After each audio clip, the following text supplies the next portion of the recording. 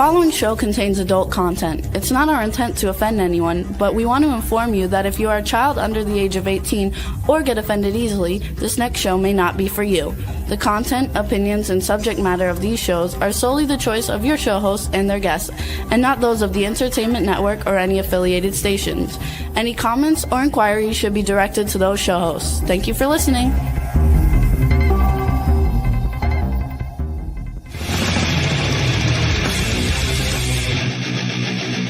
Listening to the Adventures of Pipeman on W4CY Radio.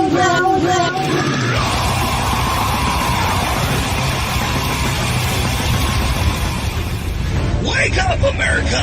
It's time for the Adventures of Pipeman on W4CY.com, West Palm Beach's #1 internet radio station. Here's your host, the Pipeman.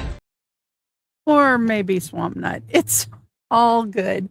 Oh, wow. Hello. Welcome to this episode 6 of season 20 of the Adventures of Pipeman. Woo!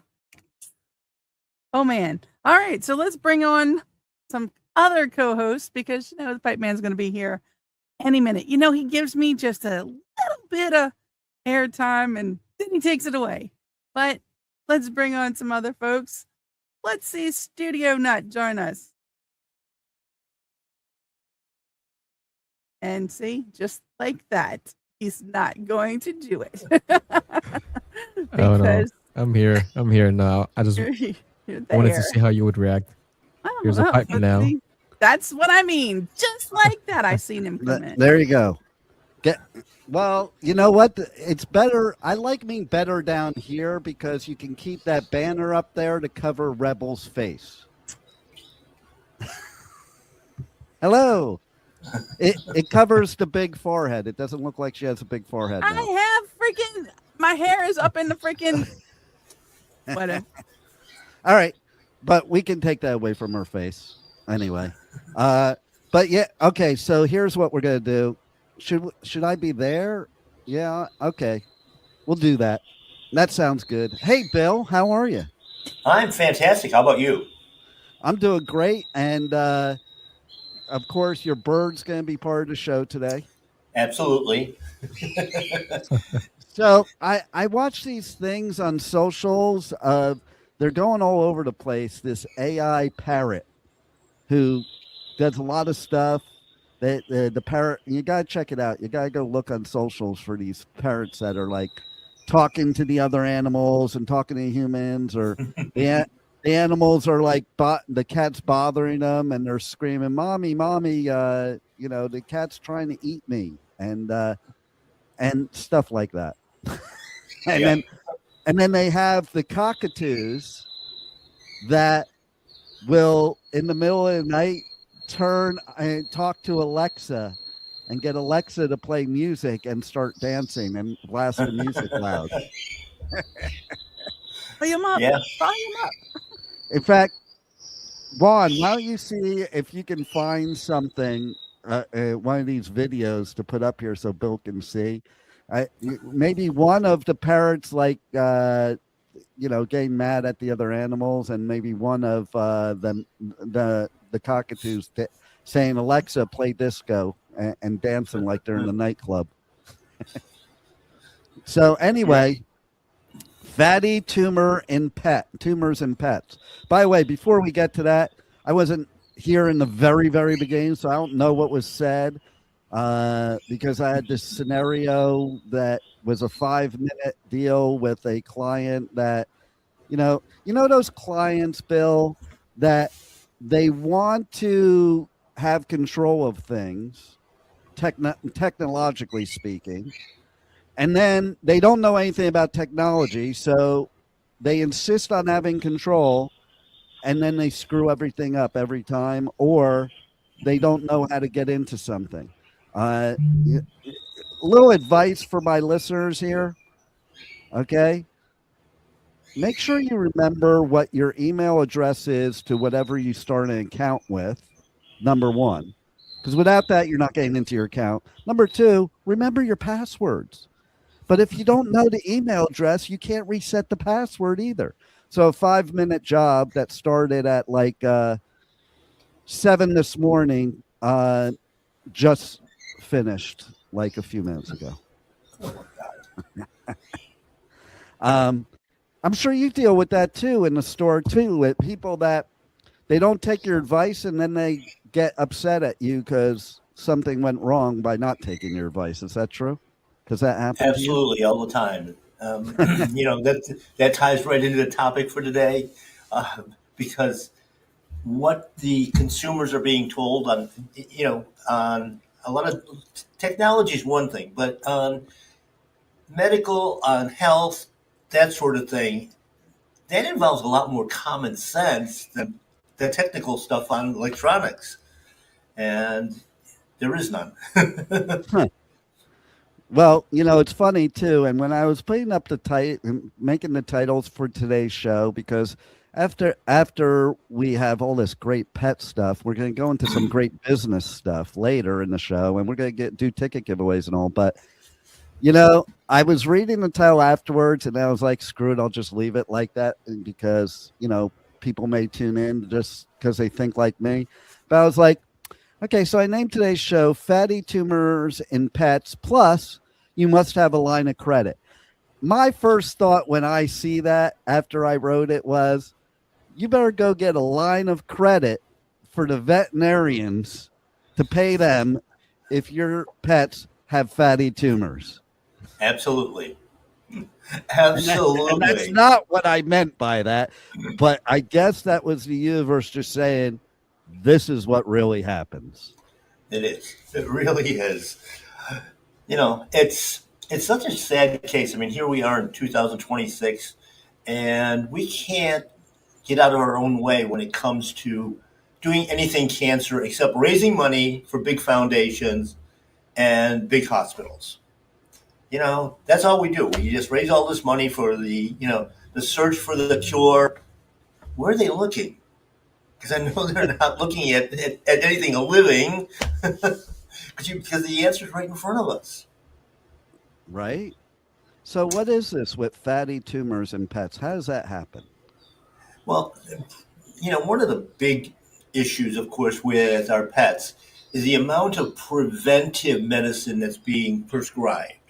And that's in the form of shots and warmers and, heartworm stuff. All this stuff, sometimes up to, just on the injectables, up to 100 different ones in the lifetime of a dog.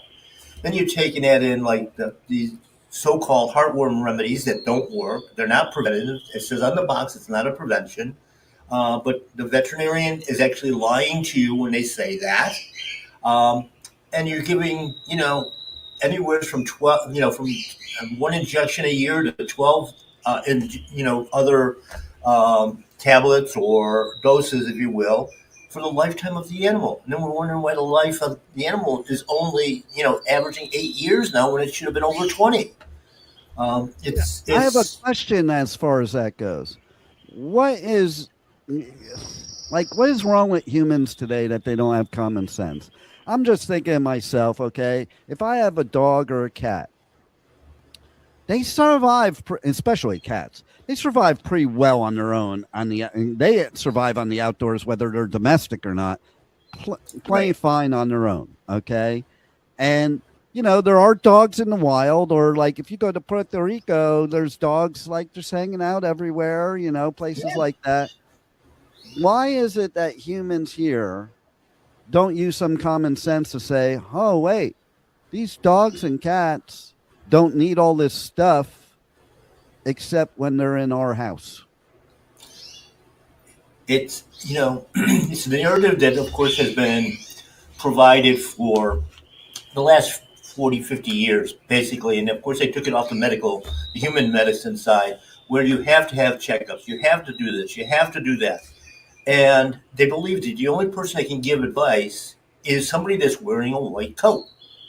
And, it doesn't matter how many letters you have after your name, doesn't make you smart, doesn't make you more educated, not more educated, but, have more knowledge. It just means that you were able to pass a few tests in school. And, and then it also means you have the knowledge. It also means they have the knowledge that was given to them. That doesn't mean it's the right knowledge. That's right. Yeah, it's a sale. I mean, basically, in most cases, doctors, veterinarians are nothing more than drug pushers. Because, unless you get into some of the specialties, which the specialties don't work either, because they're only looking at one body part. You go to a heart specialist, he's looking at your heart. How did I get a heart problem? Oh, I don't know. Probably hereditary, probably genetics. Genetics has very little to do with it. We never look at the root cause. That's where the problem lies. And that's where the fatty tumors and that come from. Basically, it's cancer. However, most doctors, most veterinarians will not tell you it's a cancer.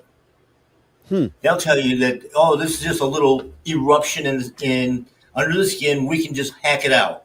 And they're hacking these things out month after month, year after year on an ongoing basis until it finally turns into a hard tumor. And then all of a sudden now they're in panic mode. But they didn't do anything to prevent these from happening in the first place. They actually contribute to them with all these drugs. It's, and of course, when you see some of the sizes of these things, how big they can get, that animal has got to be in discomfort all the time. Oh, yeah. But if you actually watch the dog or the cat, they ignore it. It's just a part of life. They're not running to the oncologist. But you mean they're not little whiny bees like human beings are? No, they're not. No, they're not for the most part.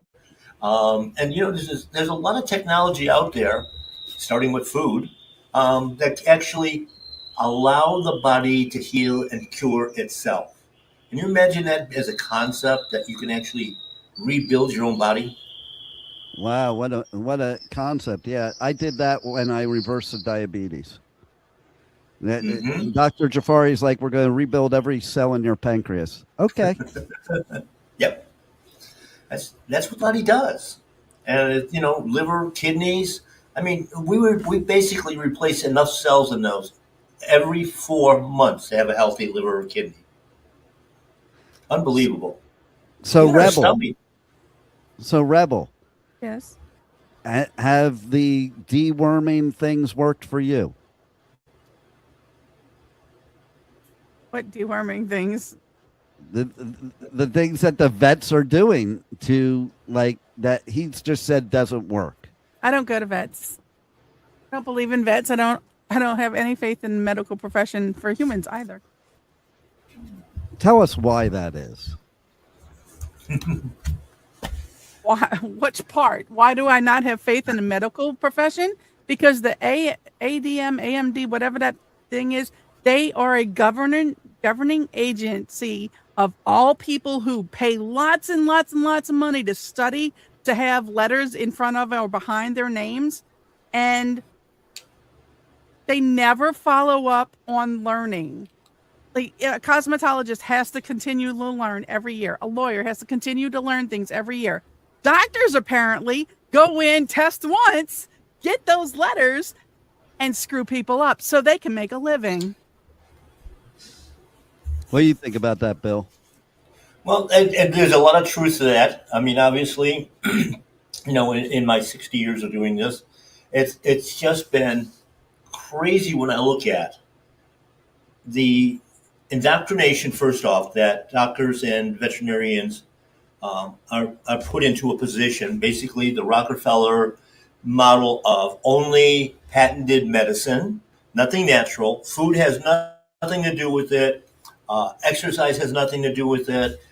I'm down here, I'm driving over to the studio. I'm looking up at the sky. It's nothing but a checkerboard of chemtrails. It's been that way all morning long. And, what are they, all these poisons that are going into our body, and then they just add more to it. How can you believe them? Ask them, if you ask them what the cause is, and actually, is this medication going to help cure me? If it's going to cure me, why do I have to be on it for life? Yeah, exactly. You're on it for life because it doesn't cure you. It keeps you sick. But let's hear what a parrot has to think about this. Play music. Playing disco playlist. Yeah! Party, party! Mama Guy, what are you doing? It's 2 o'clock in the morning! Round 2. There's another one. I think this is the one that you had mentioned that he That's requested. the perfect cockatoo one. That's the exact one I was talking about too. There's others, but There's another one that's similar. There's one with a bunch of them, like parrots and cockatoos, and a whole bunch of them at they're at the Studio 54. What's the other one you got there, Juan? Alexa, play club music. Parrot, go to sleep. Squawk. I didn't see that one. Now, yeah, find us the one where the what you call it, the parrot is like yelling at a cat or a dog or something like that. There's also one that's there's this TikToker that has this cockatoo, I think it is, that is always yelling at them, Bill. Like yelling at the wife, loves the husband, and then he'll come after her wife. And she does it on purpose on the TikTok, obviously, where she puts her feet up because he's coming after her. But he's just running around yelling at everybody. So while Juan finds that, go ahead. Yeah, I mean, there's a lot of truth in some of this stuff because some of those birds can get pretty wacky. I know because I've had birds for 50 years now, and they can get out there. I mean, it was funny when we had earlier in my career, I was working in retail at basically a department store. We were in the pet concessions in it, and we would get 2 o'clock in the afternoon, 3 o'clock. Those cockatoos would start screaming, and you could hear them from end to end in a huge store. Nobody could talk, nothing, and there was no way of shutting him up until they decided, "Hey, I'm done now." It was kind of comical. They probably do it on purpose. I mean, listen, I mean, I would too. If I was a parrot, I'd be bugging the hell out of you. Well, they're flocking animals, and of course, because you have a single one, you're a member of the flock. So I'm going to yell at you for not taking care of me. Right, and I have to say too is that well, see, somebody else is upset. Like, did you not feed the dog today, Bill? Nope. Absolutely not.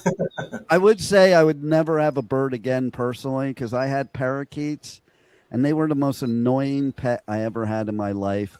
They never shut up, even with the thing over the cage, and they would always shit outside the cage. You know how talented they are to do that? I know, right? That's truly what a glory hole is, right there. What about you, Juan? What does your fish do? They swim. Your guppy. Does your guppy yell at you or turn on Alexa or anything? I think one of them yelled at me the other day because he was like up against the glass while I was close by and there was like bubbles coming out of his mouth. So I think he was yelling at me. I just couldn't hear it. All right. Waiting for the bubbles to come up and pop. All right. So what about you, Rebel? Do your animals yell at you? No, I keep them pretty happy. So no, they don't yell at me. They like to photobomb and video bomb a lot, but it's okay. So wait, you keep them happy, but nobody else. Oh, absolutely. I have no other time for other people. I just gotta, take care of them. Well, because they're the ones that are most grateful. Okay, unconditionally. Listen, as somebody that has 4 kids, okay, it is quite frustrating sometimes when kids think you didn't do something that you did or give it credit to the other parent that didn't do it. Even when there's proof, they still don't believe you when there's proof. The mind is a funny thing. So everybody walking around this earth that has childhood trauma, you wonder if it really is childhood trauma. Maybe it's parental trauma. Maybe the parents are traumatized by the kids. I don't know, but that's why that's quite possible. That's why pets are the best, because you know what? No matter what you do, unless you're an asshole, they still love you. Rebel's laughing because she's experienced that. And so, yes, going back to, I have a question for you, Bill. Like you were saying about they're in discomfort, but you wouldn't really know. What do you think, about the whole idea of people that are into fishing say it doesn't hurt the fish? I have a very hard time thinking that if you had a hook in your mouth or you're in your eye or something, it doesn't hurt you. What do you know, Bill? Obviously, there's sensation there as well. In nature, though, it's just kind of accepted. You're either a predator or you're prey, and that's basically your only two options in the natural world. We're the only ones that try to change that, and we create diseases so that we can create treatments. So, if you're out fishing, you might want, when you hook a nice sized fish, you might want to take it to the trauma center before you, fillet it and have it for dinner.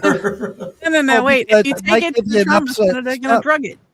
No, but it might give you an upset stomach, Rebel. If it has trauma and you eat it, that trauma will be transferred and you'll have gastro problems from it.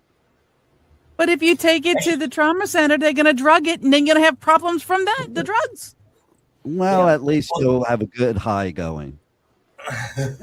Yeah, I mean, if one of the things with when we look at the food industry, the meat industry especially, is you want to keep that animal that's going to be slaughtered as calm as can be, because if they're excited, if they're being crowded, all of that sort of stuff, it's an adrenaline rush, and that does affect the quality and the taste of the food itself.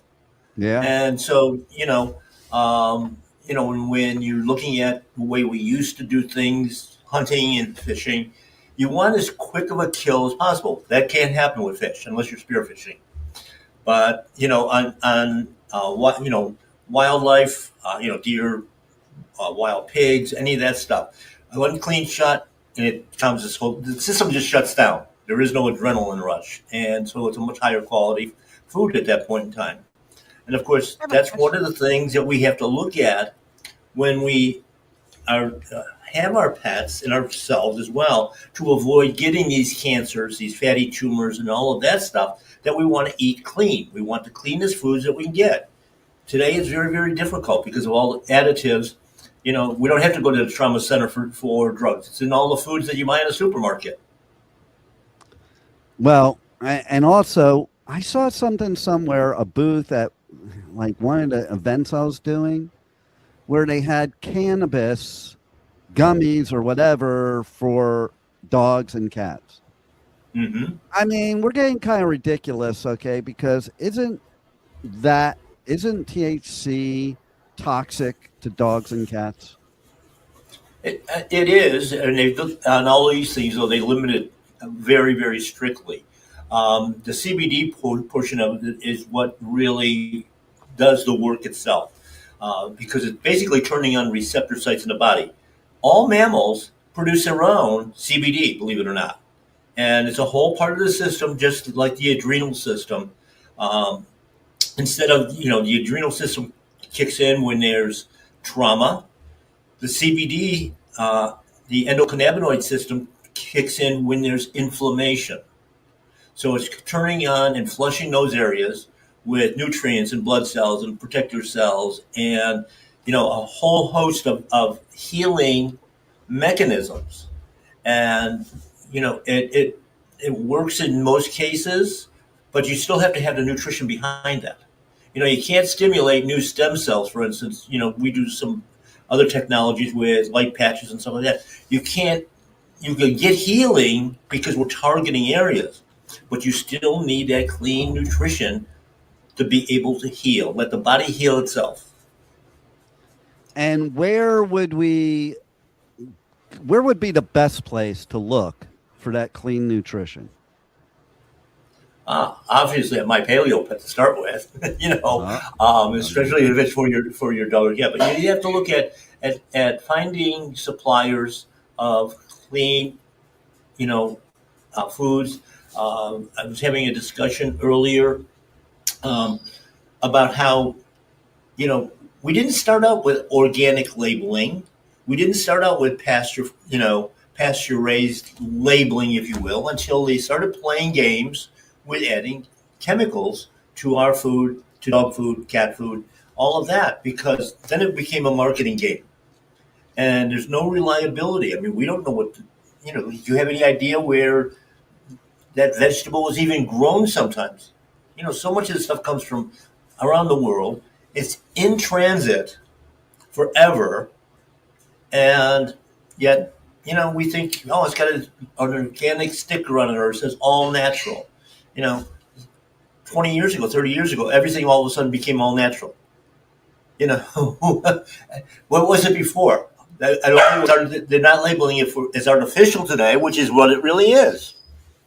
Well, when Americans go to places like Costa Rica or Europe or whatever, one of their biggest complaints is how quickly the food goes bad. And it's like, hello, that shouldn't be your complaint. If your food is not going bad like it would in the wild, there's something wrong with it. Absolutely. Absolutely. And when you think, you go into the supermarket and you're looking at, let's say, a salad mix. Okay, there's, 5 or 6 different vegetables there. Where did those come from? Each one of those components could be from a different country. And then they're all just thrown into a warehouse here in the United States, chopped up, rinsed with, I don't know how clean the water is, but, and then packaged, and it lasts for 2-3 weeks in the supermarket. I just saw that one of the organic certified associations is filed lawsuits against a chemical company because they're using a special chlorine mix in those misters that are over the produce counters that's not organic. So there's no, and it's not disclosed. There is no signs that, this lettuce, this broccoli has been sprayed with XYZ. There's just no accountability, if you will. And they just get away with it. They get away with it. Oh, yeah. And that's why there's a lot of yelling in every other area because while people are focused in other areas, this stuff can happen. Okay, we had one of the students raising their hand, so. Thank you.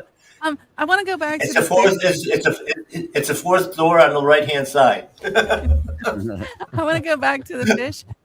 Now you say about the fish trauma. Now, what happens when they're catch and release? What is that doing to the fish on a regular basis before somebody decides to keep it? I think it's making them more food because now you've caught them. They could be bleeding, and now they're dinner. Yeah. Even though you release them. Yep. Their natural predators are out there looking. In fact, you see, the videos all the time where while they're on the hook being reeled in, and that shark just comes along and you end up with a fish head. Nothing more. Yeah. It happens all the time. But no, I was more talking about, you can go to a catch and release place. They only have, say, catfish in the pond. This is the only thing in here is catfish. It's made for catching and releasing. But what happens if it's been caught so many times and then somebody decides to keep it? So how much trauma has that fish been through before you're eating it? And if they're doing that, how much trauma has that held on to? And if it goes into a supermarket or just in your own plate, what is it doing to you? Well, it's going to have a negative impact, obviously. When we look at the way, with animals that were caught and released this way, they're going through all these traumas, okay? But they've learned to struggle, so that muscle tissue is going to be tough. It's going to be a lot tougher, not going to be fit for basically human consumption at that point in time. People ought to second guess that catch and release thing. Yeah. I think, listen, my idea of hunting deer is I'm going to go and put a bowl of chocolate ice cream out for them. Like, then they'll be happy when you catch them. and the venison will be the venison will be really good. No, seriously, I would probably I would say, hey, look out. If I was with people hunting, I'd be like, hey, look out. I say, give the deer a human brain and a gun, and then it's a sport. Or like my best bro who passed away 2 years ago, he used to go hunting for brown bear up in Canada with a Black Widow recurve bow. Now that's a sport because you have one shot or you're dead. Because, like, and you better hit in the right place because those brown bears, you don't want to mess with them. No. So tell everybody how they can check out more about My Paleo Pet, how they can check out more about you and your show, your podcast, and everything they need to know. Well, everybody's got to listen to the Pet Health Cafe every week, live on Thursday nights at 8 o'clock. Of course, it's available on YouTube, Spotify, and a whole bunch of other platforms where we always give great advice on health and animal behavior, people behavior, all of that stuff. Our sponsors, both BioComplete and My Paleo Pet. My Paleo Pet's the retail operation. BioComplete makes the food, so we have everything in-house under one roof that we can control the quality as well. MyPaleoPet.com for online sales as well, and consultations. I'm available through that to give personalized consultations for both your pet and for yourself. Pet parents have got to stay healthy as well, because if you're not a healthy pet parent, if you don't know what you're doing, your animal suffers, and we don't want that to happen. That's why we have Pet Health Cafe to show where your pet has a voice. And Rebel, I'm no longer into the whole catch and release thing. I'm divorced twice. I've had enough of it. Good thing. Okay, so yes, definitely check out Pet Health Cafe. If you're here in South Florida, go into the store in Pompano Beach, right off of Sample Road, or you could just go to mypaleopet.com and place your order right there. You deliver, right, Bill? Yes, we do, and we ship all over the country as well. Nice. So take care of your pet, even if you don't. And it's funny you said about the humans, because most humans I know that are really obsessive about pets, they take really good care of their pets, but they don't take care of themselves at all. And you're right. That's one reason why we ended the farm to table section in the store, because the pet parents were always complaining, my dog is eating better than I am. And I said, I have a program for that. There you go. So sign up for Bill's program. You'll love it. We're going to be going in a minute to commercials for festivals. We're doing ticket giveaways on for the 2006 Pipeman Radio Tour. Also, stay tuned. Tune in this Wednesday for my live show where who knows and anything goes. It won't be so serious. It may be serious. You never know what you're going to get. But we are going to talk about some big things that are happening for 2026 and are going to benefit everybody. People that have shows on the station, and the listeners. So you're going to want to check out what new stuff we got going on. And then I also want to pay homage today. It is Martin Luther King Day. And so we should pay homage here on the show. I think we should bring Martin Luther King back, kind of like in Pet Cemetery. Bring him back, and he could run. Let's see if he runs for president, what happens. I don't know. It would be interesting. He was a Republican, by the way. Like, that's the funny part, is I think the roles have switched somehow. Yeah. Somehow. But Rebel, make sure you take care of those pets. And make sure you take care of yourself. And Juan, don't eat your guppy thinking it's a gummy. I mean, for breakfast, they might go good with eggs. I know, right? That's a new thing. I think we should start. Hey, Bill, let's start a restaurant that serves stuff like that. Okay. There you go. Guppy's sunny side up. And I just want to say, stay tuned. Next, we're going to talk about business and why if you have a business, you must have a line of credit. And people think, oh, I don't want to do that, and blah, blah, blah. There are good reasons, and you will find out soon about why having and being a successful business person requires it.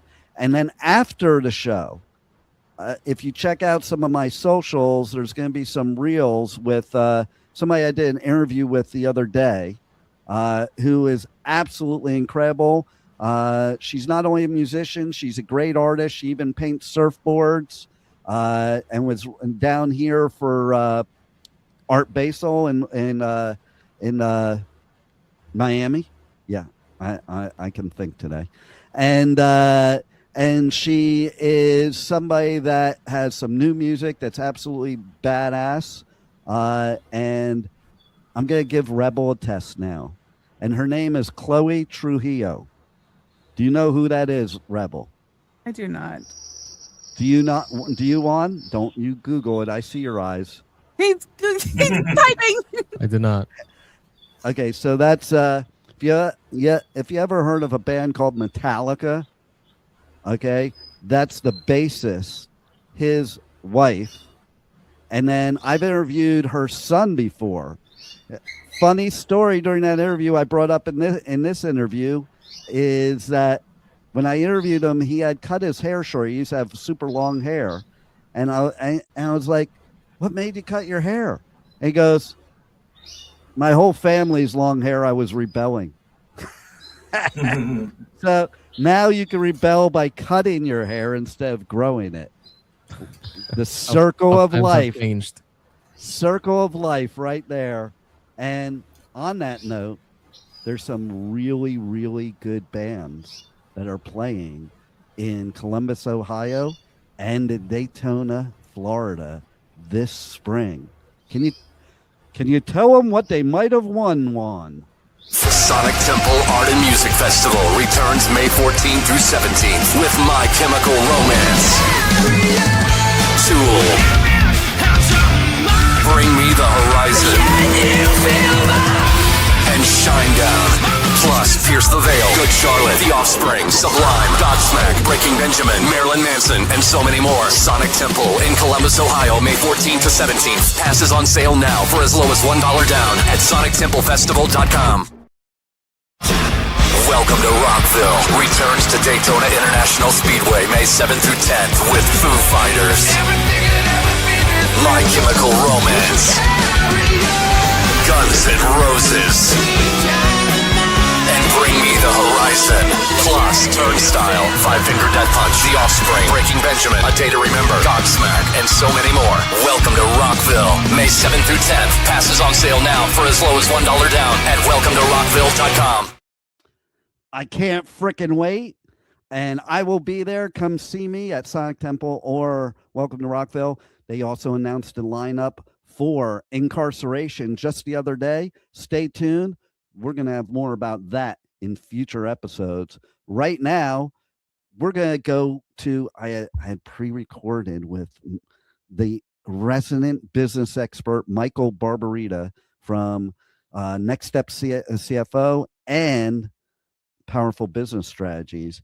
And he's going to talk about lines of credit right here on the Adventures of Pipeman, Positively Pipeman, W4CY Radio, W4CY.com. Roll it, Juan. Hey, you're listening to The Adventures of Pipeman on W4CY Radio.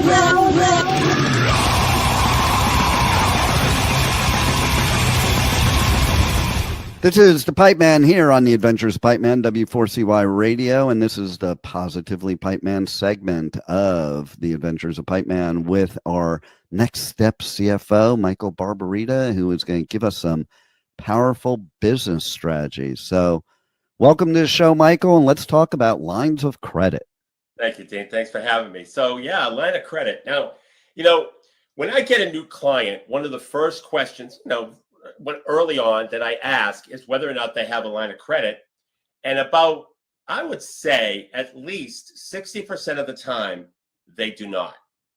And that is a huge, huge mistake, because as everybody knows, business has its ups and downs, and poo-poo happens, as you probably already know. Yeah. And part of that poo-poo is poor cash flow due to whether it's economic conditions, whether it's just a seasonality thing, whether it's a bad sales week. Whatever it may be, there's a million ways to have a cash flow dip. And most of them can be temporary if you manage your cash flow properly.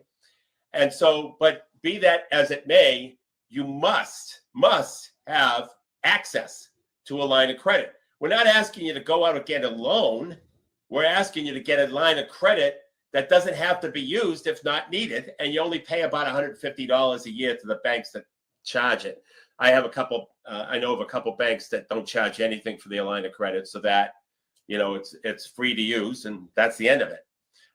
With one fee up front, like $400 up front, and that's the end of it. So, but a line of credit is something that is just incredibly valuable. And a rule of thumb. Here's a rule of thumb of how much, because lots of times business owners ask, well, how much should I get for a line of credit? At a minimum, 10% of your annual sales. At an absolute minimum, I like to try to go for 15%.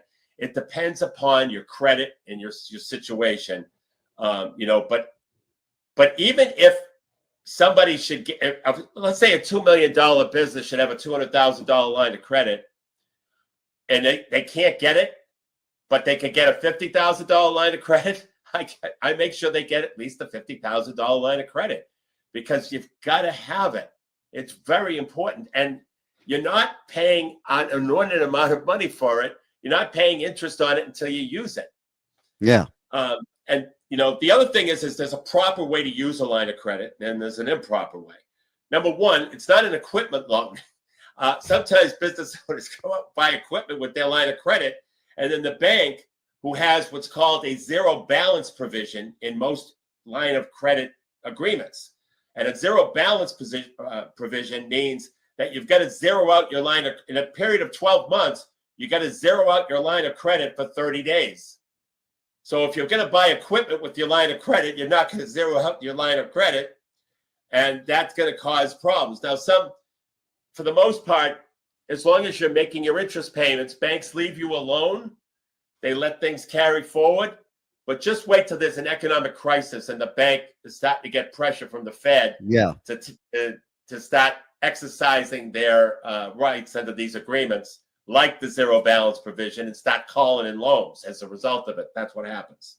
So you got to use your line of credit for cash flow dips, essentially, and seasonality situations.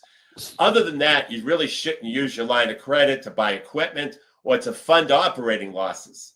That's another mistake. Now, if you think your operating loss is temporary, that's different. But if you think that then you might go through a couple of years, funding an operating loss to a line of credit, I know it's there. I know you'll probably do it, but it's not a good idea. Not a good idea. It's like living off of credit cards. That's right. Stop making profit. And there are a variety of ways. We've taught you a lot of strategies in the course of this show on how to go about increasing sales, increasing business, having better pricing strategies, upsells, downsells, cross sells. We've talked about strategic partnerships. We've talked a number of ways to increase sales. That's what you should be doing instead of funding your operating losses with a line of credit. So I have a question too that probably a lot of listeners are thinking of. Okay, so how hard is it to get this line of credit? Because I would think that it's much harder to get a business loan than a personal loan. And I would think that a line of credit would be very hard to get because they know that you could make the mistakes that you were just talking about. And that puts you as more of a risk. And because it's a line of credit, like if you buy equipment, they don't have a lien on your equipment because it's a line of credit. So what's your advice and information about, how solid a citizen you have to be to get a line of credit for your business. So if I went to 3 banks, okay, there'd be one bank that you'd have to be an outstanding citizen. Okay, you have to have a lot of profit. You have to show a lot of profit. They're going to put you through the ringer. There'll be another bank that has moderate requirements. And then there's a bank that has ice cream requirements. For example, let me give you an example of a bank in this local area that has ice cream requirements. You have to make at least $1 or more in your last tax return.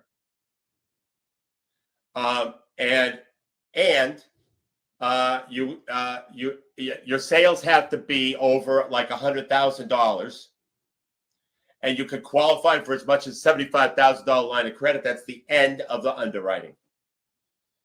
Wow. So you have that. Okay, you have that. And by the way, these are complacent banks who need loans. Let's call a spade a spade. This is what happens. Okay. Yeah. When times are tough, those terms are gone. Yeah. All right. Then you have those banks that, have moderate requirements. Well, let's go back to the ice cream for a second. Yeah. I like the ice cream. Yeah. So what? I just go bring them some ice cream and they'll give me the loan. But how do you know which banks are the ice cream banks? You're going to call. You're going to make calls because they change. Because it's all about how much business they need, how much, if they need to loan money. That's all it's about. The more opportunities, the more credit lines that they give out, the more opportunities they have to loan money, the more risk they have. And so when times are not as tough, banks get aggressive, just like businesses get aggressive potentially with advertising or, going for it kind of thing with their business and taking on extra risk. Banks do the same thing, and different banks at different times do that. And what's very interesting about it is that there's certain banks in this area that I would never do business with, because if you ever go into default, they send the Gestapo after you. Yeah. There's other banks that don't do much at all, Dean. So you've got to you should talk to a fractional CFO, because they know what banks are the ice cream banks in your market. So you should really talk to a fractional CFO about it, because that's one of the things that we know. Now, I know about the New England area, and I have contacts around the country as well. So if somebody called me and they were living in Topeka, Kansas, I could probably help them and point them in the right direction in terms of what banks to go after and what banks to not go after, not pursue. So now that we're going to go talk about the mediocre and the hard, I would assume that it's a good assumption that the big banks, the like nationwide big banks, are not going to be the ice cream banks. Before 2008, before 2008, you were wrong.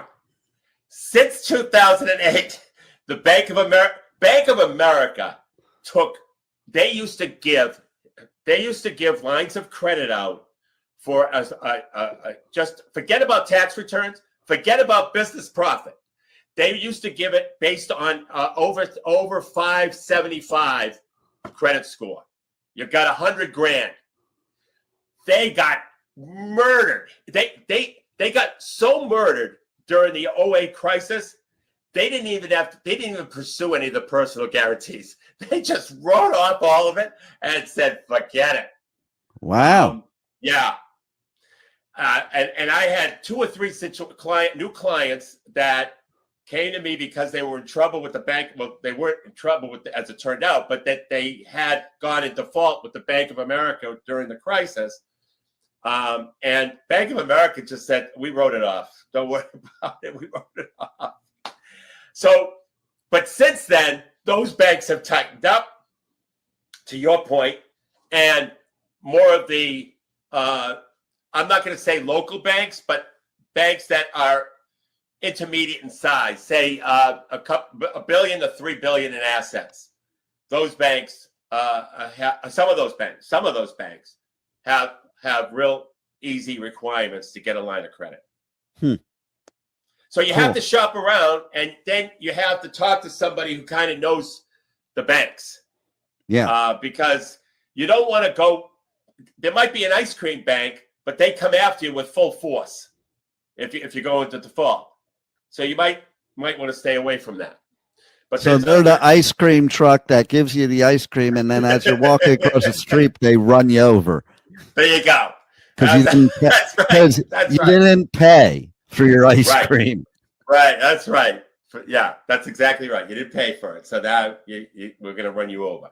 And that's basically what happens. So I think the banking world, you have to be careful, but by all means, you need to have a line of credit for protection. It's all it is defense. It's not offense, it's defense. And, one of the first things I did when I started my business in 2007 was get a line of credit. And I started with like a $10,000 line of credit, real small. And then, built it up as my business grew. But, it's a definite requirement. Well, and I think a lot of people don't realize too, I'm glad you said what you did before about what you shouldn't do. It's not a bank account. Like lots of the people think a line of credit is a bank account. Like, no, it just sits there, pretend like you don't have it unless it's an emergency, kind of like your retirement plan in personal life. Can you have access to your retirement plan? You sure can. But you're going to count that money as gone unless something devastating happens and you absolutely need to access it. The best time to use the line of credit is when your cash and receivables added together cover your payables and whatever you take out of the line of credit, because that will that liquidity eventually the receivables will eventually become liquid and you can pay down the line of credit. So it's not that's the best way to use it, because sometimes even though your cash and receivables are higher than your payables and credit line, you can't make payroll this week, because the receivables are just too high. It's just a cyclical thing. It's not like you're mismanaging your receivables. It's just a cyclical thing. So many times, and by the way, lots of times in those situations, your credit line is outstanding for a week or two. That's it. Right. But it saved you. Exactly. It saved you from going to a credit card, paying 18% or some 25, whatever crazy percent you're paying. It saved you from borrowing it from Aunt Mame. It just, and having, that embarrassment with family, or telling the wife you have to go into Hip Pocket National Bank, to take the money out and put it in the business. That's never, or a spouse, that's never a good conversation. No, they don't want to do that. They don't want to do that.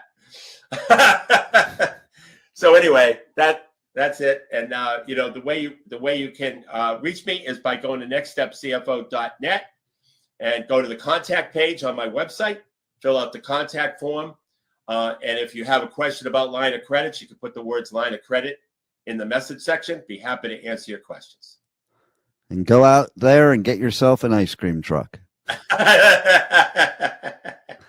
Thanks once again, Michael, for some great advice. And I look forward to a lot more from you in our powerful business strategy segment of the Positively Pipeman. And next week, we're going to talk about something that goes hand in hand with that line of credit, solving cash flow problems.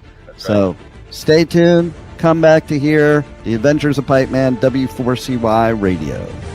Thank you for listening to the Adventures of Pipeman on W4CY Radio.